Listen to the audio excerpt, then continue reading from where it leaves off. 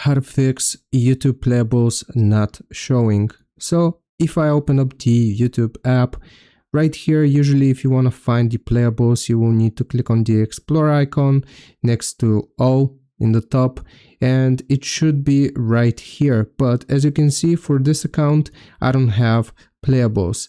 So if you want to fix that, if you have other accounts, some maybe older accounts, then you will need to click on accounts here in the top left and access your other account.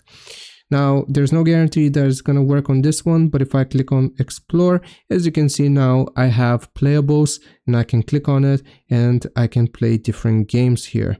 So that's how it works. You want to change your account on the YouTube app and see if you have access to Playables, because it's going to be manually rolled out and not all accounts will have access.